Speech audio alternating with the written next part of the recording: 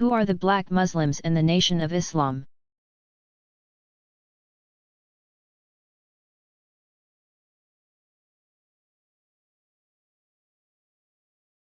In 1930s Detroit, W. D. Fard began teaching that the ancestors of Black Americans had been Muslims. Young Elijah Poole became a devoted follower, and Fard declared Poole his successor and prophet. Elijah took the last name Muhammad and continued to develop a community called the Nation of Islam, or the Black Muslims. Two prominent young followers of Elijah Muhammad were Malcolm X and Louis Farrakhan. Malcolm X tells in his autobiography how he discovered during his pilgrimage to Mecca that Elijah Muhammad's teachings of a kind of reverse racism were a lie. All human beings were brothers and sisters under God. And Malcolm returned to try to counter-teach Muhammad's misinterpretations of Islam. Malcolm was assassinated in 1965, but 10 years later, when Muhammad died, Elijah's son Wallace took over and continued to pursue the reform movement Malcolm X had begun. Wallace sought to bring the Nation of Islam, newly named the World Community of Islam in the West, in line with mainstream Muslim teachings. Louis Farrakhan, on the other hand, chose to continue the separatist doctrines of Elijah Muhammad and, with his approximately 50,000 followers, retain the name Nation of Islam.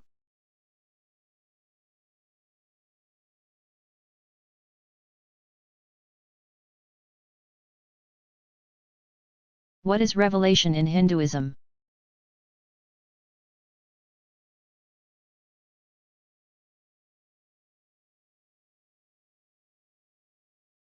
In the Abrahamic traditions, revelation means divine truth disclosed directly to and further communicated by a human mediator, a more or less tidily packaged gift from above. Hindu tradition describes revelation as though the divine disclosure bubbled up out of the earth itself. One can connect Jewish, Christian, and Islamic revelation with various specific individuals explicitly set aside for a prophetic vocation. In the Hindu perspective, sacred truth is entrusted to those special, generally anonymous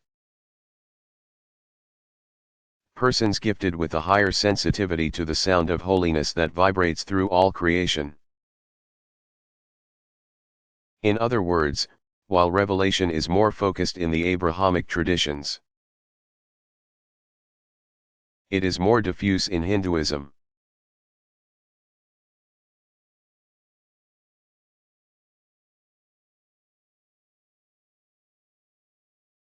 Is there a Shinto system of religious law?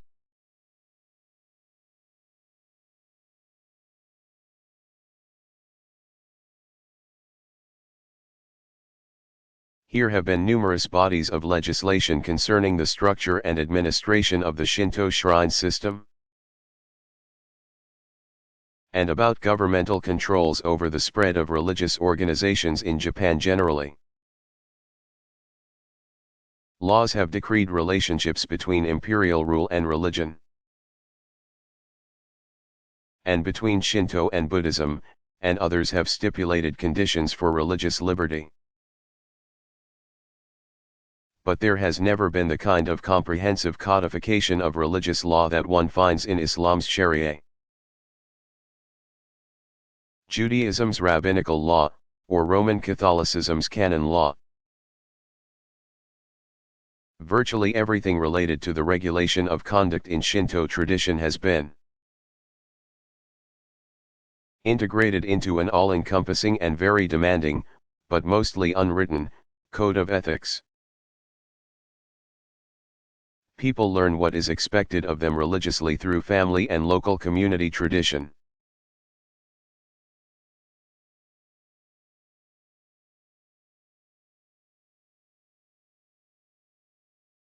What rites do Christians practice in church?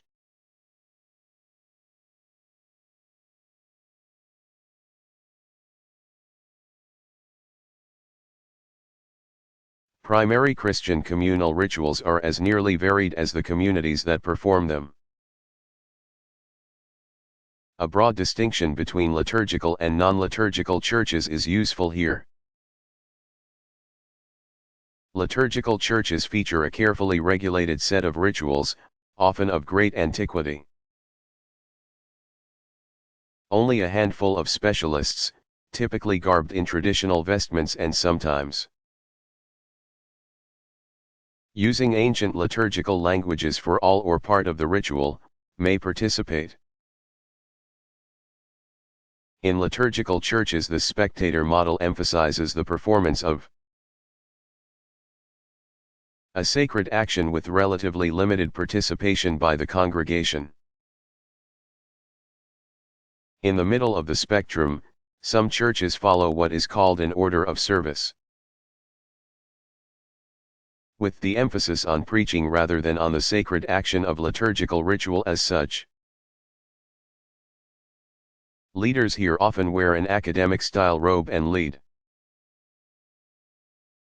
from a pulpit within a separate space called the sanctuary.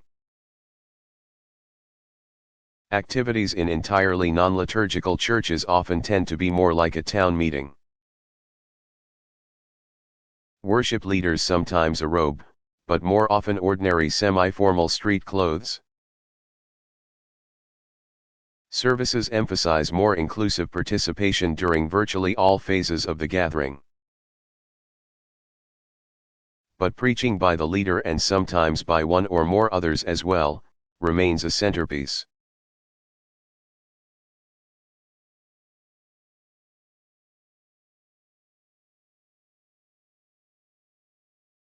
Has Shinto ever been identified with any political regimes?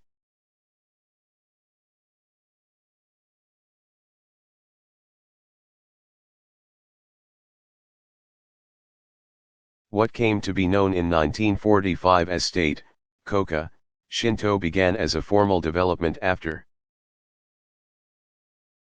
the Meiji Restoration in 1868. The term state Shinto was coined in the Shinto Directive of 1945 to distinguish formal Japanese government involvement in religious affairs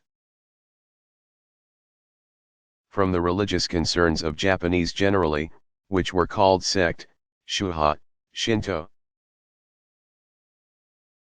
After 1868, the Japanese government imposed a system of devotion to the emperor as a kind of state creed. Most Christians and Buddhists, as well as adherents of other traditions,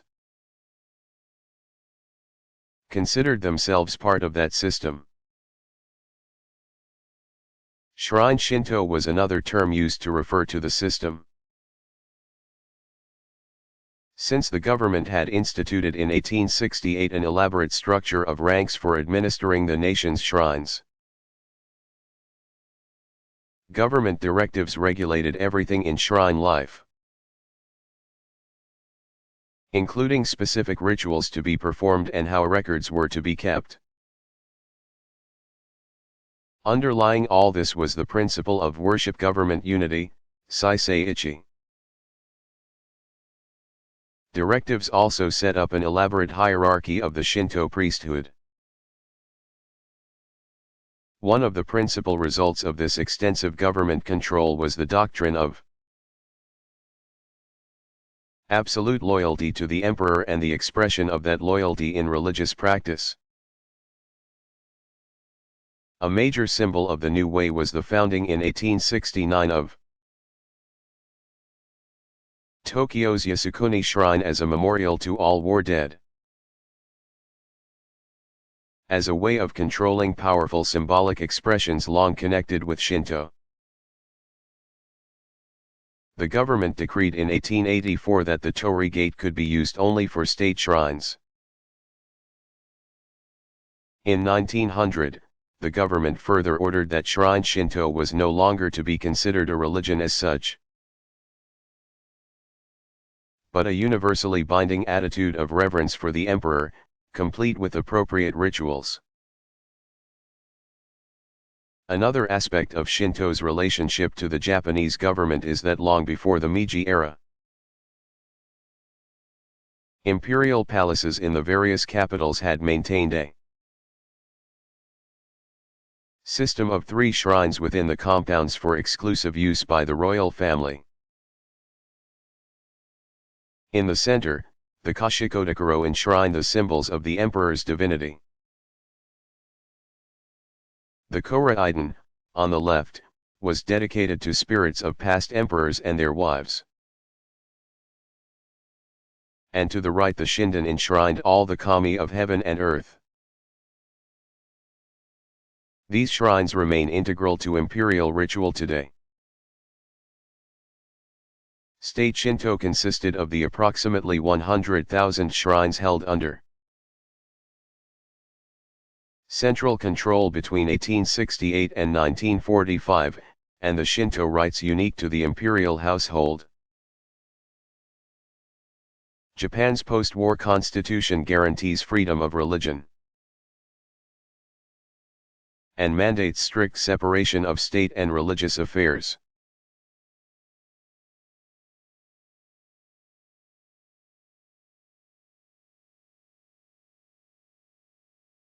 Are apostles the same as disciples?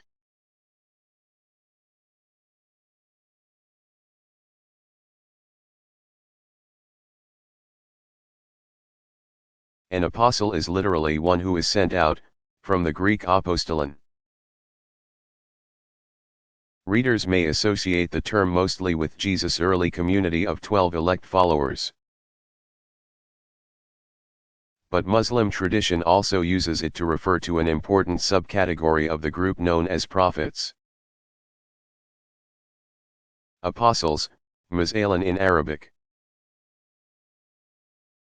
are those special prophets who are given a scripture and a mission to all peoples. The other prophets are sent to a specific people only and do not bring a distinct sacred book. Disciples are literally those who learn from a master. Christian tradition numbers Jesus formally commissioned disciples at 70. According to Buddhist tradition, the Buddha gathered 500 primary disciples around himself, with a handful of them eventually gaining special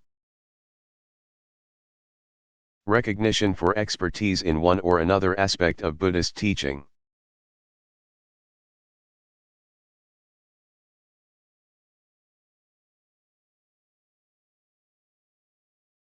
Are there any Buddhist holy sites or cities?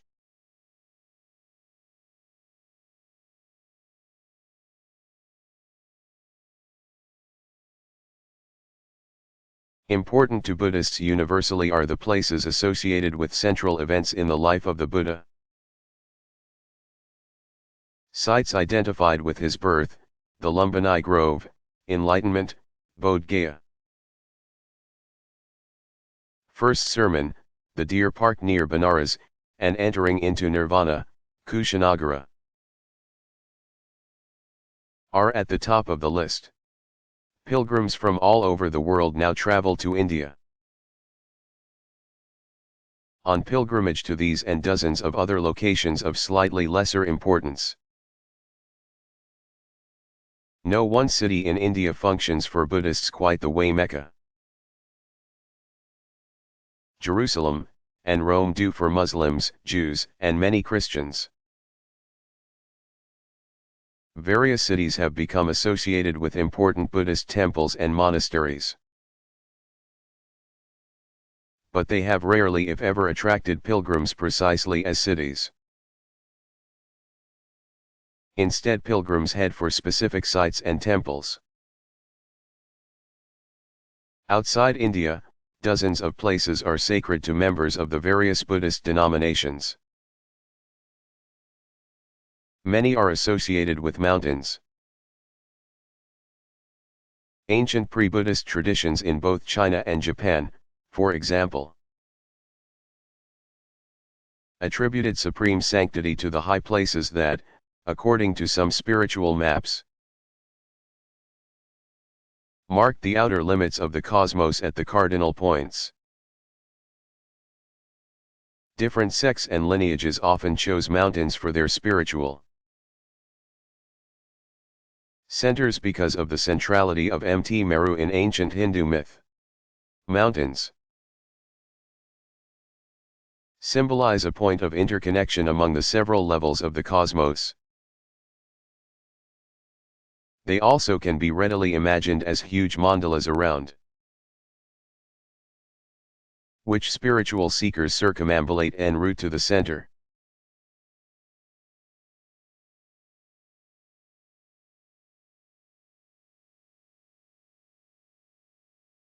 What rites do Shinto practitioners perform in their shrines?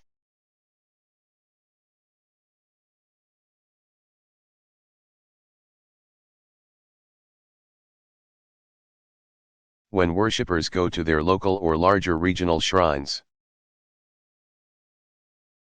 they may engage in several types of ritual called worship gestures, omeri, depending on the occasion. A simple list of 4 P's sums up the essential ingredients of Shinto ritual: purification, presentation of offerings, petition or prayers for blessing, and participation of the assembled worshippers. For ordinary, everyday prayers, in which they express a whole range of needs and concerns. Worshippers typically perform a simple offering before the sacred presence. Alone or in small groups, they enter the shrine precinct and proceed along the path, passing beneath perhaps several torii gates, to the purification font. There they take some water to cleanse the mouth and hands as necessary preparation. A ritual action called misaji, for approaching the holy place. Moving to the front of the shrine, worshippers announce their arrival by ringing a bell that hangs over the threshold of many shrines. Ringing the bell may be either for quieting the mind or summoning the kami. With or without the bell, all toss a coin in the offering box, then bow and clap their hands twice to summon the deity. After making a brief prayer, they bow twice, one deep and one slight bow, and then depart. For special occasions, individuals or small groups can arrange for the services of the priestly staff. Rites that last from 10 to 15 minutes take place inside the front worship hall, Hayden. Various spiritual purposes of the rituals include divine blessing and protection, the opportunity to communicate with the kami about countless daily happenings and concerns, and expressions of personal dedication to the divine beings. These services are available most days in shrines with larger staffs. For the tradition has set aside no one day of the week as a canonical day of worship. In larger shrines, the priestly staff also make daily morning and evening offerings to the kami, in addition to the various daily rites. Shrines host numerous events throughout the year for special occasions, as described above, Matsuri.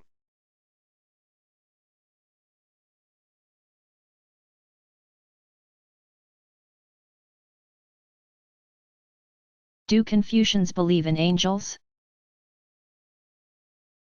What about devils?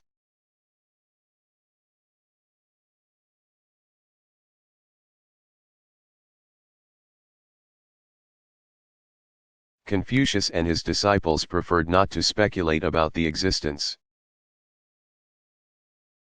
of the countless beings which in popular belief animated the spirit world. If there is good in the world, human beings can take some of the credit.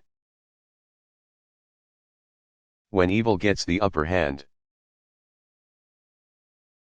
human beings must acknowledge their responsibility and set about re-establishing a just order. Confucian tradition does not explicitly deny that spirits, both satisfied and malevolent, regularly pass unseen and generally undetected through the lives of ordinary people. In fact, its insistence on the centrality of ancestor veneration is a clear, if implicit, acknowledgement of the spirit world. But apart from that, the tradition emphasizes the need for human beings to focus on the more immediate facts of life. Follow the example of the virtuous, strive to establish justice every day, and build all relationships on honesty.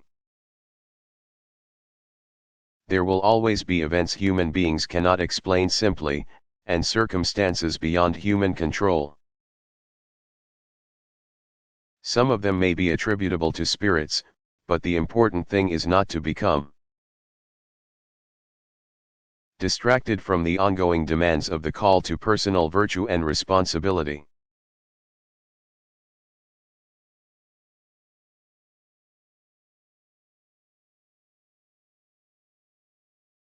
What sacred sources do the various denominations rely on?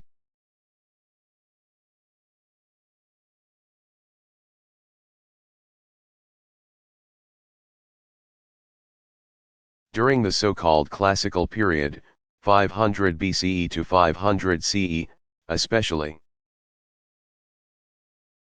various denominations developed their own distinctive sacred texts called sutras, threads,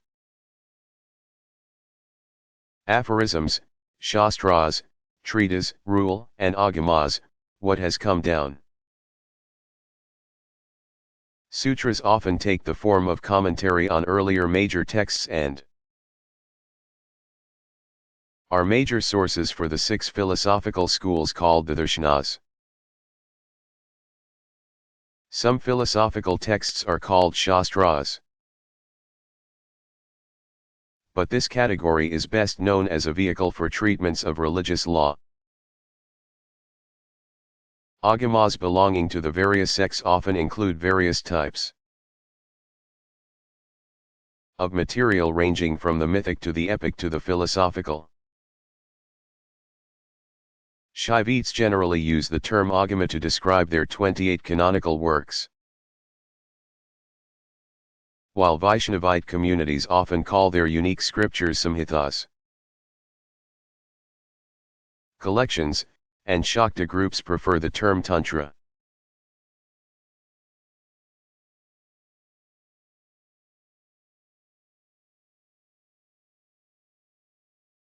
What were the earliest Shinto sacred texts?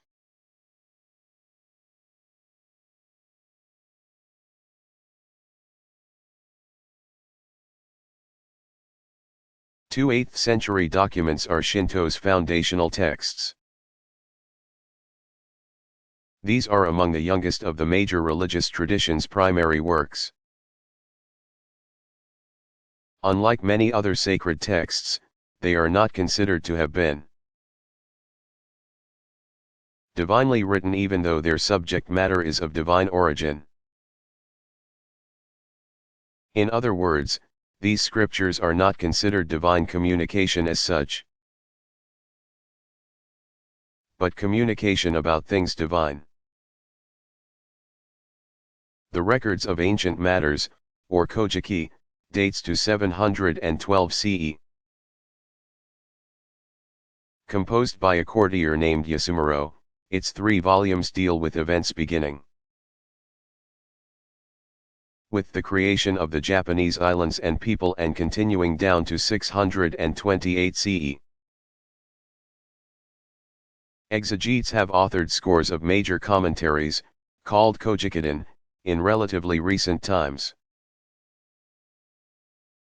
The 30-volume Chronicles of Japan, called Nihongi as well as Nihonshoki, was completed in 720 CE. About 3 times the length of the Kojiki, the Chronicles also recount the ancient cosmogonic myth, though in a less detailed fashion. Greater detail about subsequent imperial history includes events up to 697 CE. These two texts enjoyed special prominence after the 17th century, when a school of Shinto studies called National Learning, Kokyugaku, set out to probe the sources for the essence of being Japanese that they communicate. These primary texts are so important because they record the history of the imperial family and legitimate its authority by establishing its divine lineage.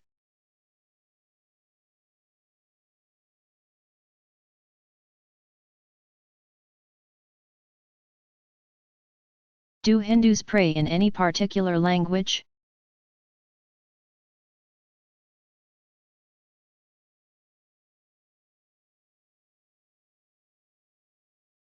Sanskrit remains the official sacred language of Hindu liturgical ritual. Ancestor of a number of modern Indian languages, Sanskrit is also linguistically connected with classical languages such as Latin and Greek, and with modern languages such as Persian and a host of European tongues. Many Hindus still learn a little Sanskrit, not through formal language instruction, but through the use of ritual phrases and prayers. During temple rituals, the priests typically recite sometimes lengthy texts from the Vedas in a chant using 4 or 5 tones. When families offer puja at home, the prayer leader often recites a number of short standard prayers in Sanskrit. Devotional hymns and prayers in a number of regional Indian vernacular languages, such as Telugu, Tamil, Kannada, and Bengali, as well as in India's official national language, Hindi, are standards in many ritual settings.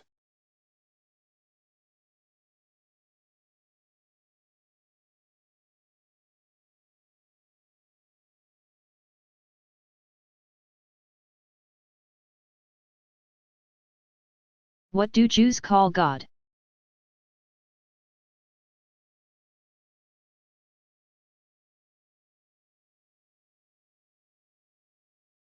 Various important terms appear through the Hebrew Bible. Torah uses the words Elohim, a kind of plural form related to the same Semitic root El, from which the Islamic name for God, Allah, derives. But the word Yahweh is a still more central term, sometimes translated as He who is, in connection with God's identifying himself to Moses through the burning bush as I am who am, or I will be who I will be, Ahai Asher Ahai. Many Jews choose not to pronounce this most sacred name of God. When reading scripture, they prefer to substitute the Hebrew Hashem, the name, every time the word Yahweh appears. Similarly, many Jewish publications in English print simply GD in place of God, out of reverence for the sacred word. Another term, Adonai, my Lord, is also significant here. Some people combine the vowels from Adonai with the consonants of Yahweh to get Jehovah.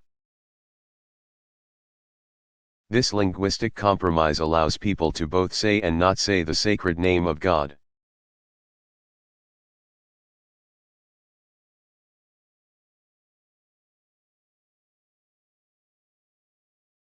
Why is Jerusalem Judaism's holiest city? Are any others especially important?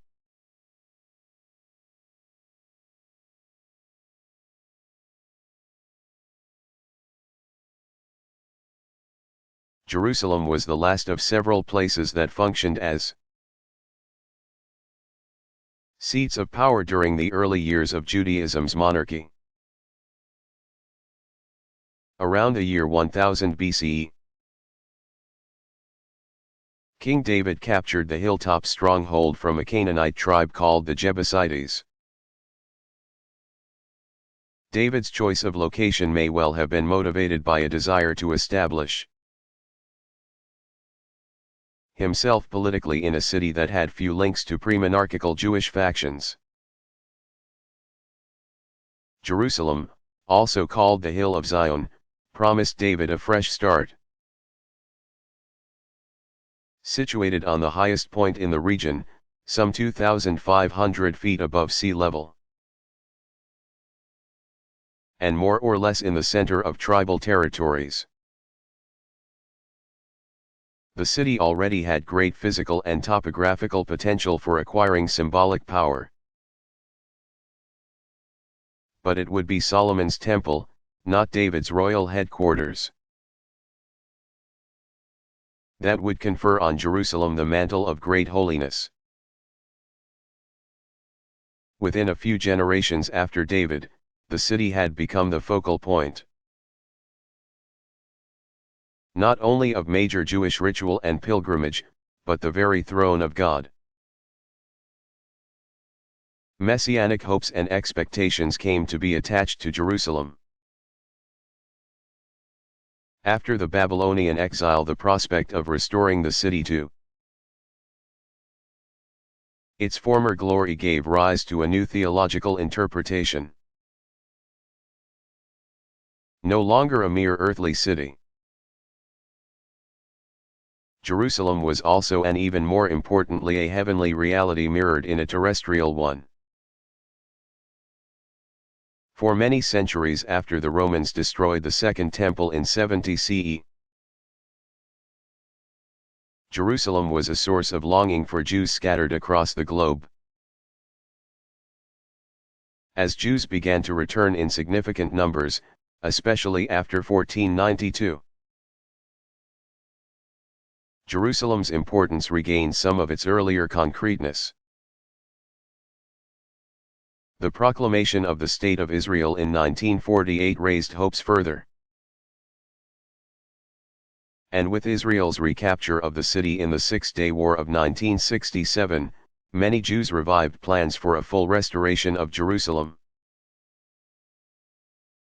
For some now that means plans to rebuild the temple. But the political implications are so enormous as to make that a most unlikely eventuality. Virtually every square foot of the Holy Land bears some special meaning.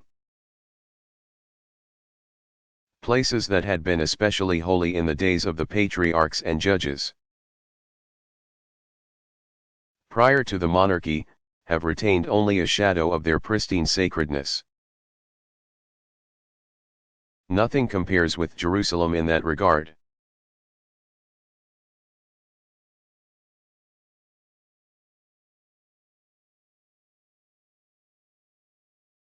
Is there a distinctively deist ethic?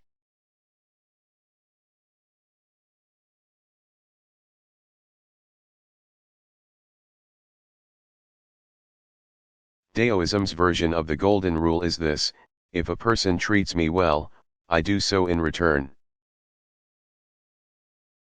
If that person treats me unjustly, I nevertheless respond with goodness, like the ever-constant Dao.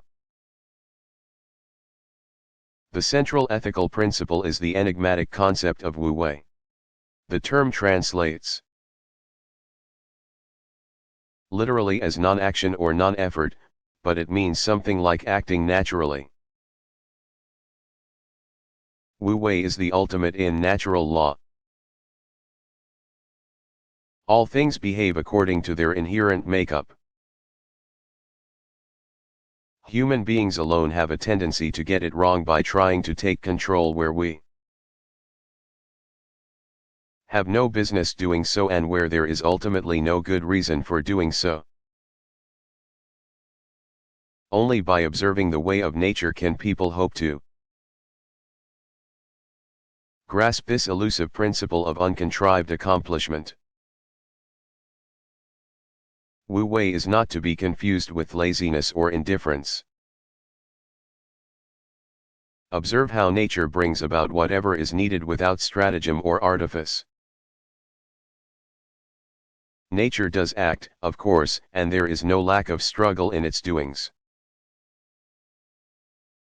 But it always returns to equilibrium. The key, then, is to act spontaneously, but that is not a recommendation to act impulsively.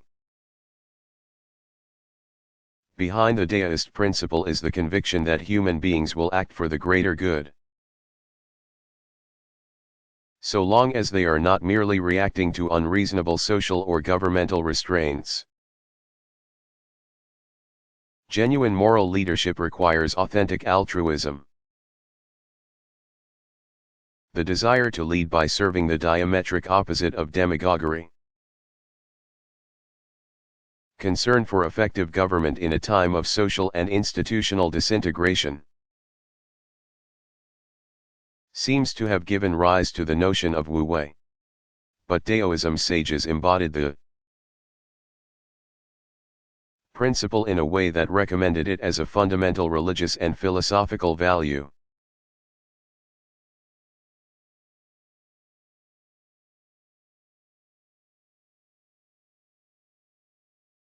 Do Muslims allow interfaith marriages?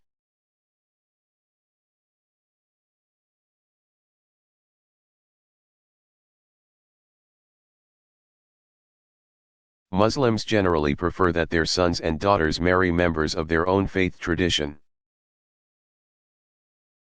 They officially allow marriage to members of the Abrahamic faiths, Judaism, and Christianity. But most still consider it acceptable only for Muslim men to marry non-Muslim women. And then it is assumed that the non-Muslim party will agree to raise the children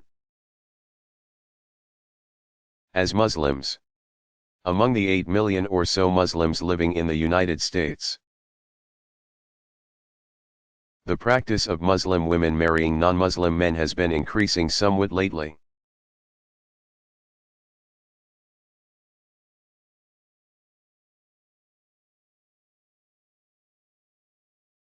Are dreams and visions particularly important in Islamic tradition?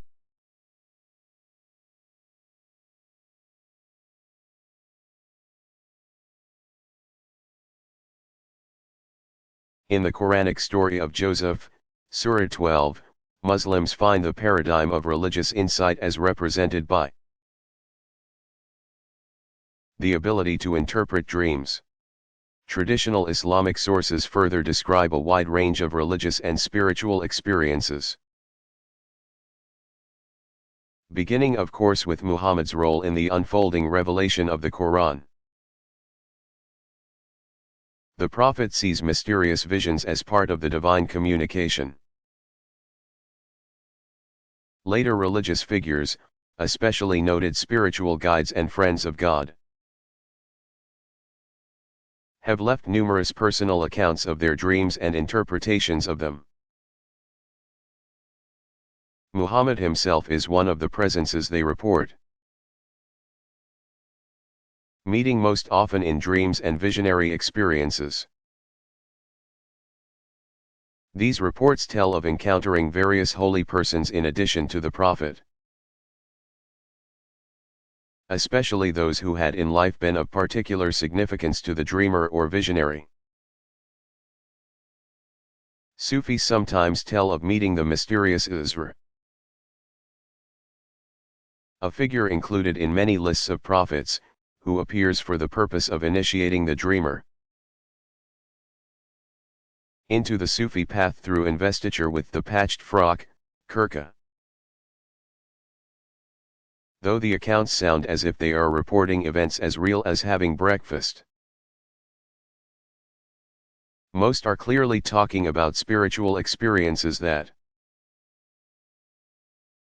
are well beyond the ordinary and thus are not subject to ordinary scrutiny.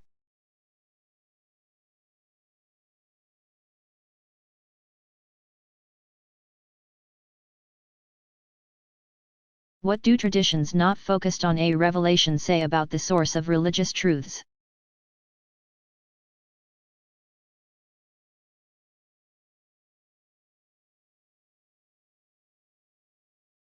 Revealed traditions suggest that the truth is sent down from on high and received by specially chosen persons. That is sometimes called the prophetic model. Other traditions have a rather different understanding of the process. From their perspective, eternal truth suffuses all things, filling the air with its creative sound and virtually bubbling up from the earth itself. Certain individuals specially endowed with unique sensitivities discover, hear, or tune into this pervasive and timeless wisdom. The greater Hindu tradition exemplifies this understanding in various ways, teaching that the divine truth has been passed along since time immemorial by seers and hearers. In China's major indigenous traditions, sages and rulers reflecting deeply on the signs all around them seek an awareness of the all-encompassing mandate of heaven. Japan's Shinto tradition offers another variation on the theme, drawing on the ageless well springs of nature's wisdom for guidance in everyday life. As a general characterization, one could say that whereas the prophetic traditions understand revelation as a somewhat more restricted and privileged access to ultimate truths, the wisdom traditions regard the fundamental truths as more pervasive and available provided one is genuinely open to discovering them.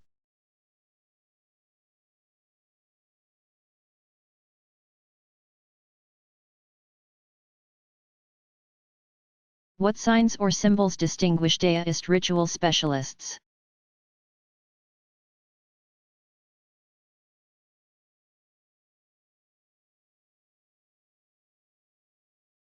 Deist priests or masters make extensive use of symbolic vestments in ritual settings,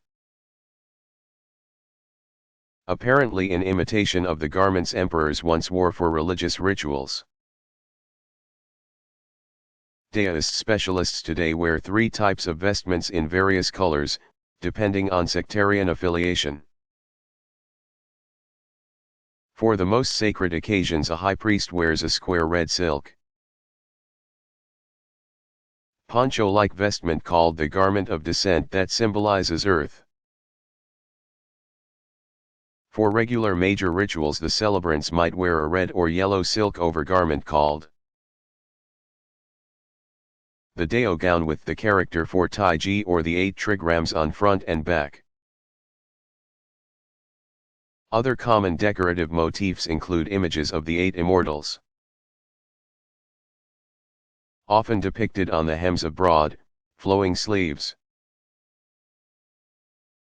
Abstract cloud designs often stand for yin, while cranes and male versions of the mythical creature called the Qilin, sometimes associated with the unicorn, but very different from the European unicorn, represent yang. For penitential rites, the assistants might wear the sea blue vestment whose darker color accords with a darker ritual purpose. Under these garments, specialists wear a square silk apron. Officiants also wear distinctive headgear, including a black skullcap under a metal 5-pointed crown, recalling the 5 elements bestowed in the ordination ceremony. Ritual shoes like those once worn in the imperial court bear cloud symbolism that suggests the ability to walk the very heavens as the priest delivers the prayers of the people to the deities.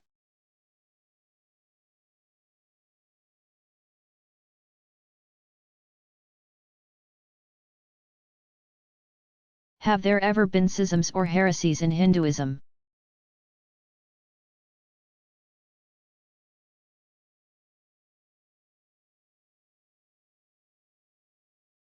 Toward the end of the Vedic period we find the first clear references to groups called Nastikas.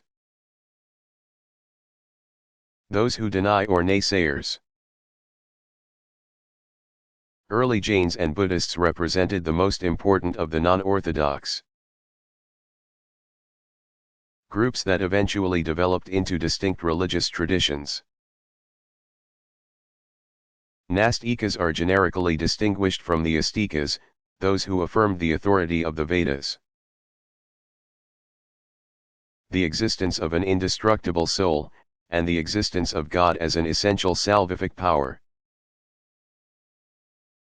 Exponents of Brahmanic or priestly Hinduism have had a particularly large stake in combating the erosive influence of various nonconformist sectarian developments over many centuries. Some have eventually been reabsorbed into the greater Hinduism while others, such as Buddhism and Jainism, have remained distinct.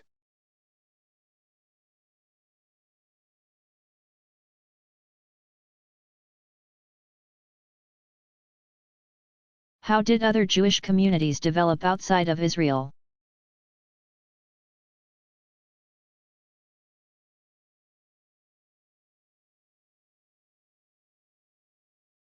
Small pockets of Jews had grown up in various places in the Middle East since at least the early days of the monarchy. Foreign alliances allowed Jewish kings to bargain for power and influence and opened economic doors. With the trade routes came traveling merchants, some of whom decided to relocate. The first major Jewish communities outside of Israel and Judah were the result of the various mass deportations. By the time Cyrus had made a return possible, Mesopotamian communities had been established for over 2 generations. With the threat of imminent persecution lifted by a tolerant ruler, many Jews simply stayed in Iraq. There they founded thriving cultural and religious institutions, including the academies that went on to produce some of Judaism's most important legal and theological works. Under successive political regimes with varying policies toward religious pluralism, Iraqi Jews experienced uneven fortunes, but on the whole did much better than merely survive. During the first several centuries of Islamic rule from the capital cities Damascus and Baghdad, Jews enjoyed considerable autonomy and even held high government office. But after the invasion of the newly Islamized Seljuk Turks from Central Asia, Jewish life in the Middle East changed dramatically. The Seljuk Sultan effectively abolished the offices of Exilarchate and Jayanate, which had been the backbone of Jewish autonomy. Meanwhile, Jewish communities had grown in Europe since Roman times and had begun to thrive in Germany under Charlemagne. Now many Middle Eastern Jews would look to Europe in hopes of another new start. From the 11th century until at least the late 19th, the center of Judaism would shift from the Eastern Mediterranean to Central and Eastern Europe.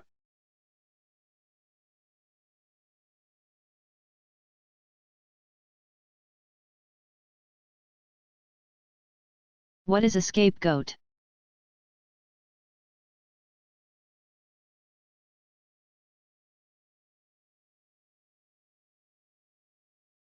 We use the term scapegoating to refer to any attempt to shift blame onto some person or group in order to escape consequences for oneself. In religious studies, the term applies to the ritual transference of guilt or evil intent, and it implies that those affecting the transfer are aware of their complicity in the performance or furtherance of some evil act or condition. Chapter 16 of the book of Leviticus describes perhaps the best known example of the ritual use of a scapegoat. God instructs Moses as to how his brother, Aaron the priest, is to perform the ritual of atonement for sin. He must take 2 goats and cast lots to decide which will be sacrificed. After sacrificing the one, he must lay his hands on the live goat, confess all the people's sins upon the animal's head, and send the goat out into the wilderness. Through this ritual transferal, the guilt of the whole community, once acknowledged, is purified from its midst. Ironically,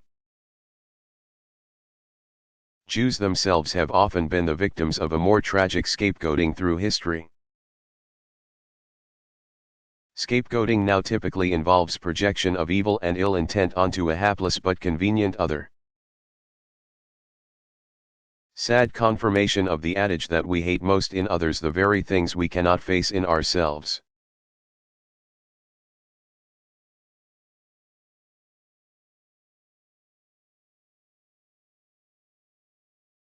How do Hindus deal ritually with death and mourning?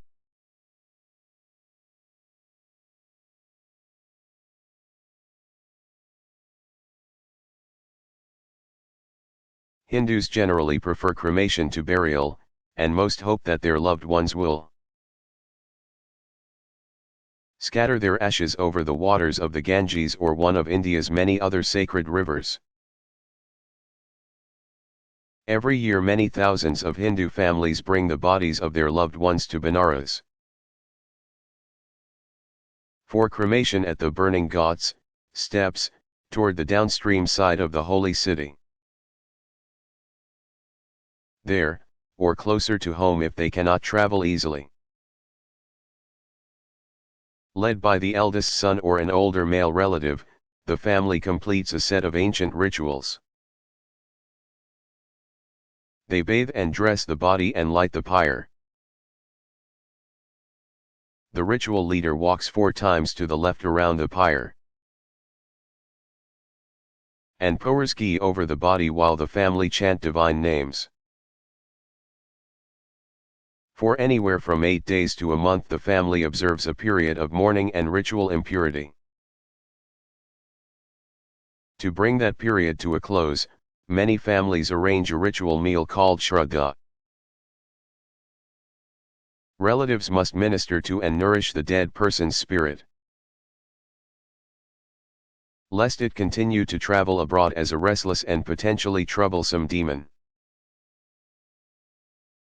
In the case of a famous Brahmin, an extended period of mourning might last a full year. Especially holy persons, such as noted gurus, are sometimes not cremated but buried, seated upright in the lotus posture. Some sects, such as the Lingayats or Virashaivas, prefer burial for all members, possibly the result of Islamic influence. Hindus in Europe and the United States generally cremate their dead within 24 hours of death. Mourners, wearing mostly white, gather at the home for a final viewing. Family members often arrange a memorial service in the local temple to observe the death anniversary.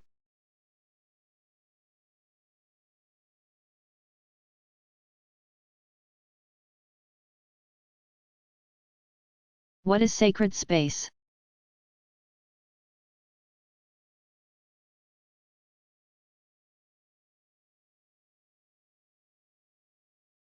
Many religious rituals call for a particular physical setting for their proper and effective performance.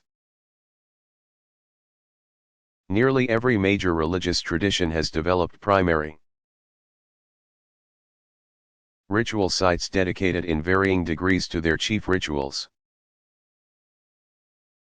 Mosques, temples, shrines, synagogues, and churches provide the most important communal sacred spaces. But the degree to which the primary ritual sites are dedicated and restricted to specific ritual actions varies. Some ritual spaces are in effect multi-purpose facilities. And some traditions' rituals simply require no special kind of space. But when local communities of most traditions have grown enough to have bank accounts, plans for dedicated facilities are rarely far behind. Individuals and families in some traditions, such as Hinduism, Buddhism, and Shinto, also perform sacred rituals at home. In those instances, believers often establish a small corner of the house as a sacred space or shrine. Some rituals, such as Islamic daily prayer, believers can perform wherever they happen to be. They simply make that place sacred for the duration of the ritual action by intending it to be so. At the other end of the space spectrum are the holy places associated with particular geographical locations such as holy cities and pilgrimage goals. Some traditions establish perimeters around those places, marking them off as sacred and inviolable, sometimes limiting access to believers only.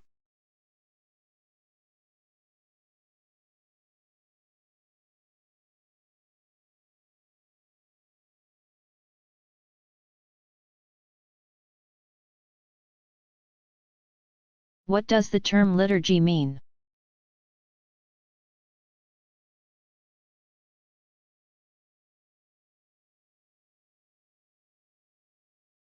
The Greek word liturgia, from ergon, work, performed for the letos, people,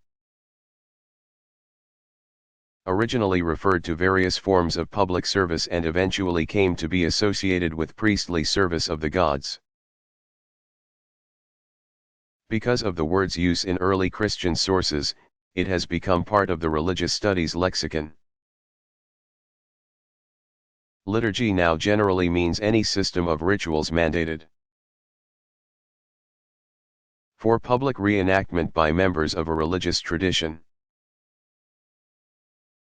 Its public nature separates liturgical action from private or devotional ritual. And since liturgical ritual is by definition required, it is further distinguished from the optional rituals associated with the individual expression of faith. Since liturgy is both communal and required, its performance presupposes some sort of scheduled predictability as well as facilities large enough to accommodate a whole community or segment thereof. Liturgical ritual is central to various Christian communities, Islam generally, and Judaism. Not every tradition's ritual life revolves around liturgy strictly so-called. For some communities, a more piecemeal practice of individual or small group worship forms the dominant ritual theme, with larger communal events functioning as annual or occasional variations. Hindus, many Buddhists, and practitioners of Shinto gather for the equivalent of liturgical participation for special festivities, but they typically perform daily or Otherwise, regular rituals individually or in small groups at various times during the day. One practical result is that their staffs of ritual specialists may perform the same or very similar services many times a day throughout the year.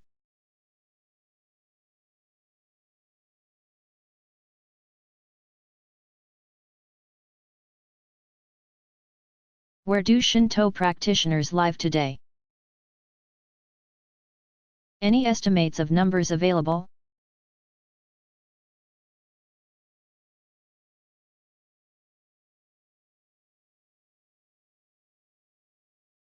By far the majority of people who identify themselves with Shinto tradition still live in Japan. There are also Shinto shrines in many areas of Asia, and a few elsewhere as well, in which significant Japanese communities have developed. Honolulu's Shinto shrine, for example, is a highly visible sign of a large and prosperous Japanese community there. Accurate statistics as to membership are hard to come by, largely because an increasing number of Japanese do not identify themselves as religious at all, even if they continue to engage in some traditional Shinto practices. We do, however, have fairly reliable information about numbers of shrines and active priests from which we have some idea of the tradition's vitality today. Some 20,000 priests serve between 80,000 and 100,000 shrines.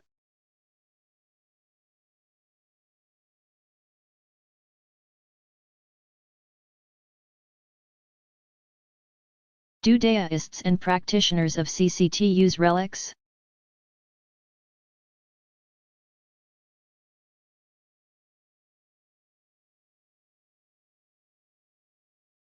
Given the importance of ancestor veneration in Chinese religious traditions generally, one might expect that relics would enjoy considerable prominence. That does not appear to be the case, however. People pay homage to the dead in various ways, but rarely attribute to their mortal remains or residual personal effects the kind of miraculous power typically associated with relics in traditions like Buddhism and Christianity. Amulets of various kinds offer protection, and these may include the equivalent of second or third-class relics. Personal effects of a holy person, or items said to have come in contact with the holy remains.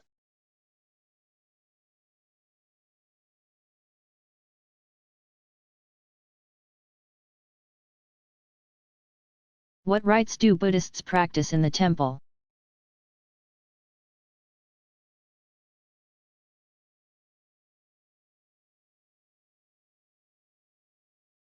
Some of the ordinary ritual activity that occurs in most Buddhist temples is communal. Congregational chanting of mantras or singing of hymns occasionally plays an important role. But a great deal of Buddhist temple ritual remains relatively unscheduled and highly individualized. Worshippers in Theravada temples sit or bow before the Buddha image and recite traditional prayers in praise of the historical Buddha.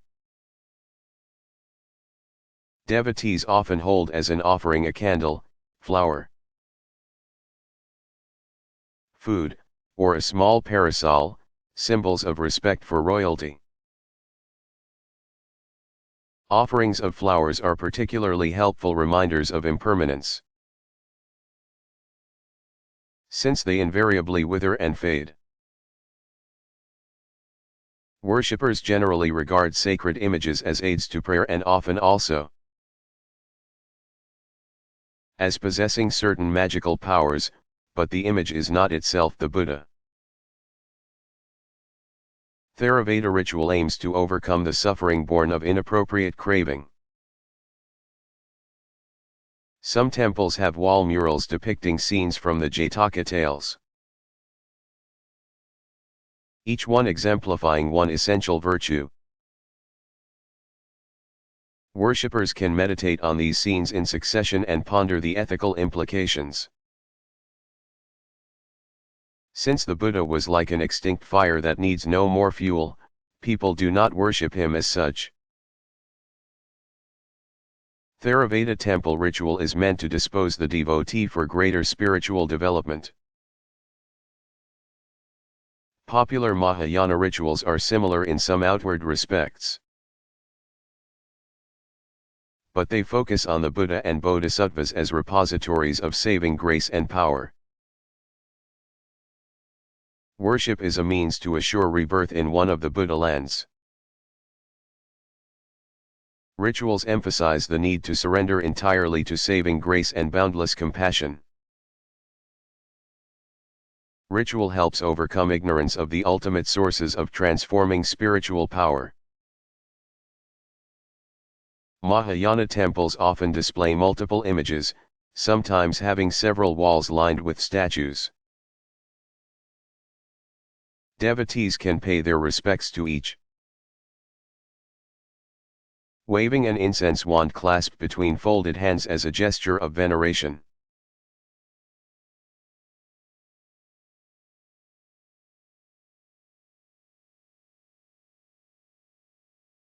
What are some other key sources for the history of religion?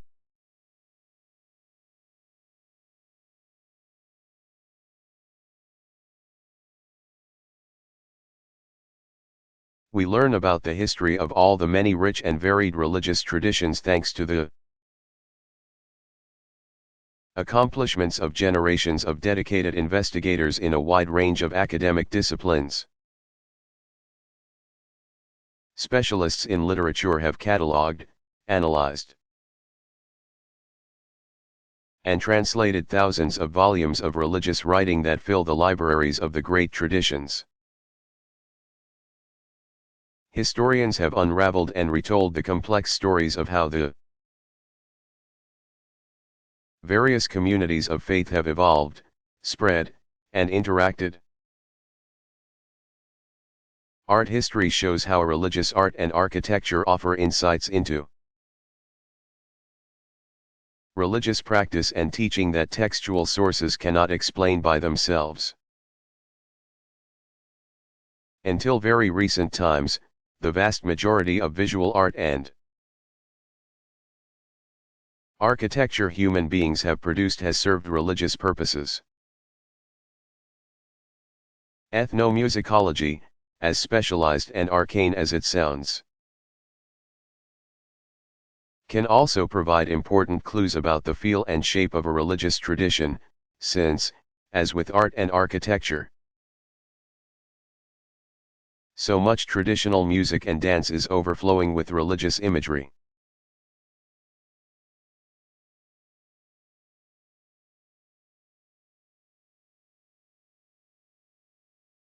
Was Buddhism ever identified with any political regimes?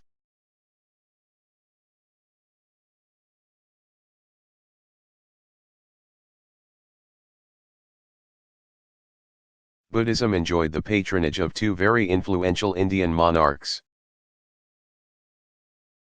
A ruler of the Maurya dynasty named Ashoka, r. 270 to 230 BCE, is credited with for the first dramatic expansion of Buddhism across much of India. He declared Buddhism the state creed and sent missionaries westward through present-day Afghanistan and south to Sri Lanka. Not until nearly 4 centuries later did Buddhism again profit from formal political support. A king of the Kushan dynasty named Kanishka, r. 120 to 162 CE, picked up where Ashoka had left off. In fact, Kanishka may have learned of Buddhism in his native land to the northwest of India as a result of Ashoka's earlier missionary endeavors. Kanishka launched a new wave of missionary activity, dispatching monks to China, Tibet, and Burma. But it was the newer Mahayana teaching that Kanishka supported. Only one other important Indian regime would give Buddhism the official seal of approval. From its capital in Bengal to the northeast, the Pala dynasty, 750-1150, supported a brand of Mahayana teaching that retained esoteric elements from Hinduism. Before the last of the Palas died, Buddhism would be nearly defunct in India. Outside of India, several Buddhist dynasties helped to establish the tradition in Southeast Asia. On Indonesia's central island, Java, the Shalandras, 778 to 864, professed a type of Mahayana teaching. Meanwhile, Buddhist monarchs helped the tradition take root in Tibet.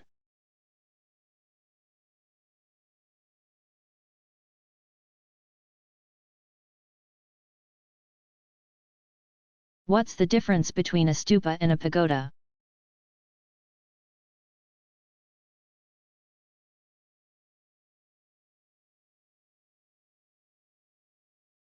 A stupa is an ancient Indian burial or reliquary monument. Its fundamental unit is a solid hemispherical earthen mound called the egg, anda, or womb, garbha. Atop the mound sits a solid square or rectangular shape, originally surrounded by a four-sided railing. Called the harmika, that may be a remnant of the days when the village altar stood inside a fenced enclosure. Growing tree-like from that is a pillar that pierces several circular discs of decreasing diameter. Usually an odd number from 3 to 11. The result looks like a multi-tiered parasol. The Buddha's cremated remains are said to have been originally enshrined in a large number of stupas built all over India. Mahayana teaching developed the notion that the Buddha was a cosmic spiritual being, rather than a mere human teacher, and the architecture of the stupa evolved to reflect those changes. Stupa designers began to raise the mound off the ground by using several square bases. Meanwhile stretching the mound itself upward much the way a potter turns a round lump of clay into a tall graceful vase. The parasol is also stretched heavenward, becoming more streamlined and adding discs. When Mahayana Buddhism moved into China, architects transformed the upper portion of the stupa into an independent structure, turning the multiple discs into roofs. The earth-hugging funerary mound was replaced by the pagoda. The new structure was derived from the stupa and still contained relics. But the pagoda symbolized transcendence rather than earthly existence. Pagodas soon added their own sets of multiple discs, leaving the stupa, so to speak, in the dust. In the Theravada lands of Southeast Asia, reminders of the stupa remain in the gently tapered monuments of Burma and Thailand. Mahayana Buddhist establishments all over East Asia identify themselves with their graceful, multi-roofed pagodas. Unlike the typical stupa, the pagoda actually has interior space, sometimes on several levels.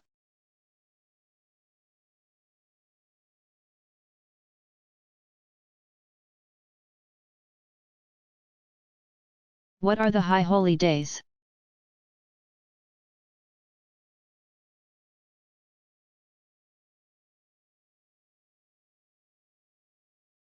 The autumnal holy days begin with Rosh Hashanah, beginning of the year.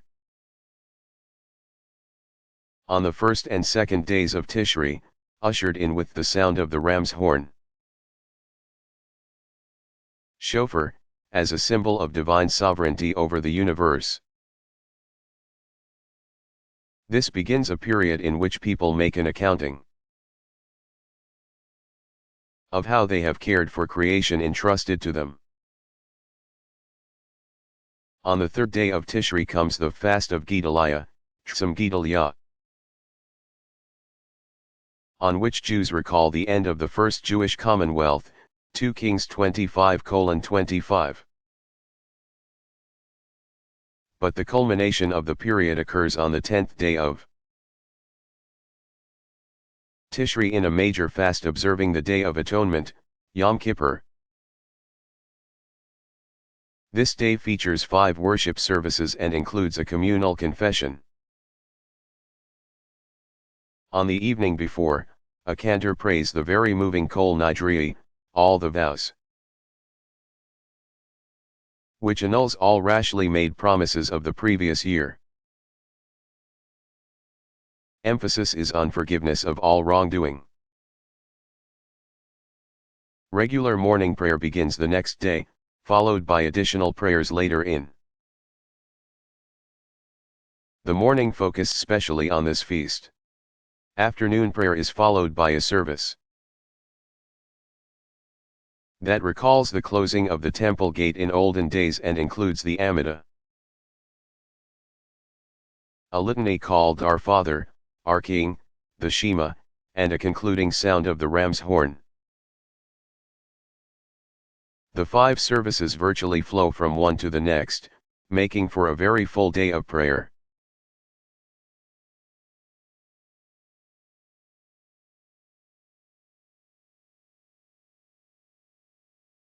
What questions does the prospect of interfaith marriage raise for Shinto practitioners?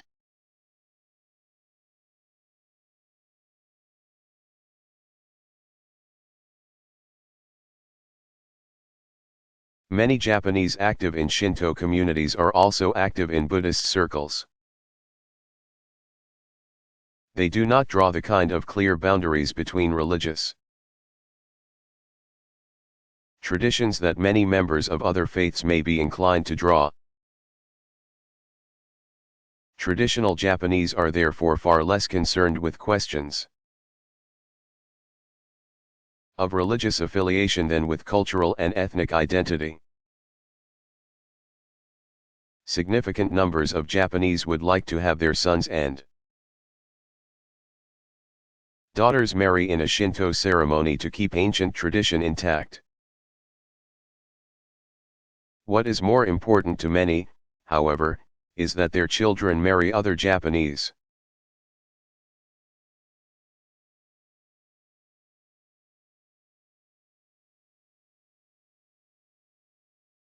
What sort of person do Muslims think Muhammad was?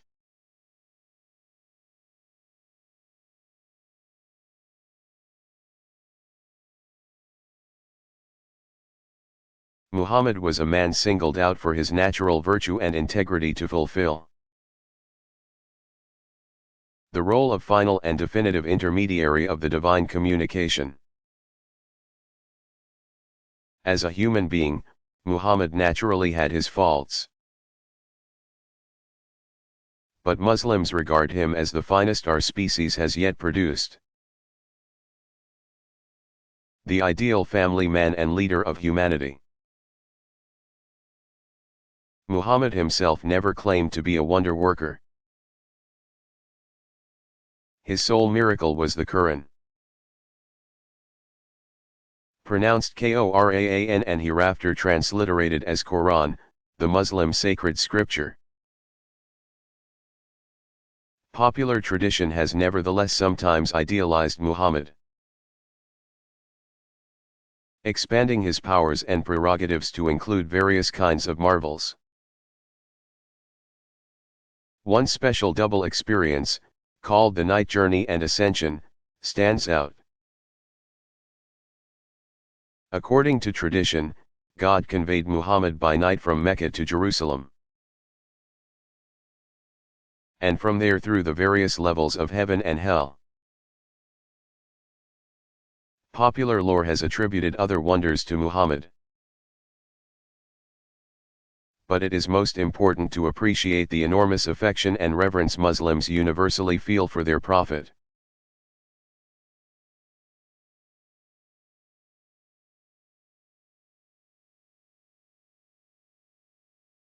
What does one do to convert to Hinduism?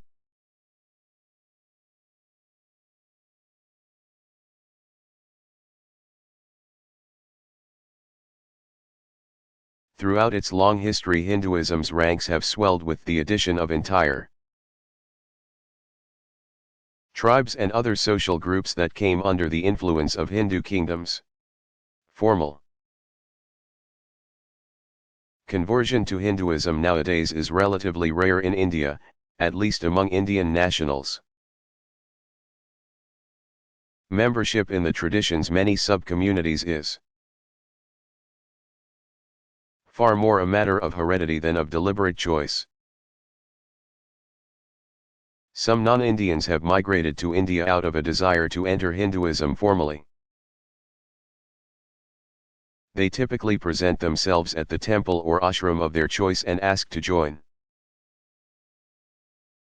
And over the past several decades, small numbers of Europeans and Americans have joined. Various missionary-minded branches of the Hindu tradition, such as the Vedanta Society, with its associated monastic order, or the International Society for Krishna Consciousness. Some communities provide prospective new members basic instruction in the teachings of the group's founders and in the sacred texts. But membership does not depend on formal assent to a particular creed or system of doctrine. The one important and nearly universal ritual symbolizing conversion is the naming ceremony, or namakarana. Taking a new name, often containing a reference to the deity one chooses to worship,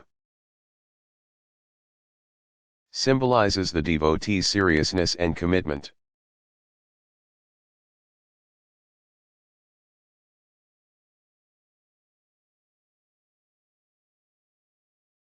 What kind of calendar do Confucians and CIT observe?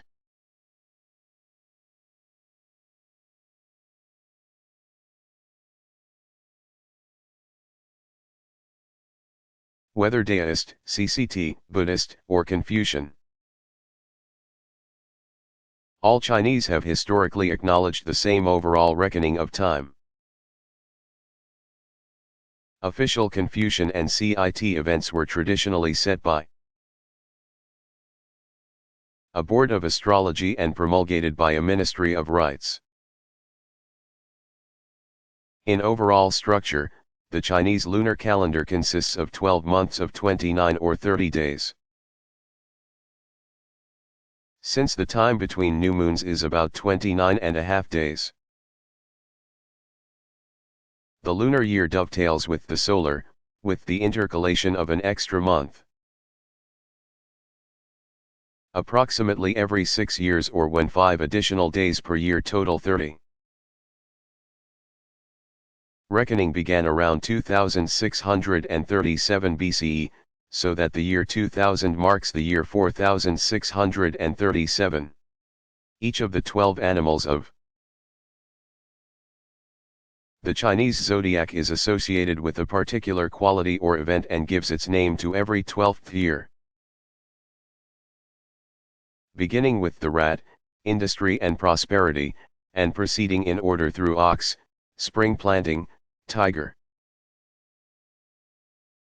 valor, hare, longevity, dragon, power and good fortune, snake, cunning, horse, perseverance, sheep, filial piety, or goat, monkey, health, rooster, protection, dog, fidelity, and pig, home and family. The year 2000 is the year of the dragon, 2001 that of the snake, 2002 that of the horse, and so on. 5 full cycles, each named after one of the 5 elements: wood, fire, earth, metal and water, equals 60 years, an important interval for ritual purposes. Major annual markers are the winter, maximum yin, and summer, maximum yang. Solstices and vernal and autumnal equinoxes when yin and yang are in balance. During each month, the most important times are the moments of new and full moon.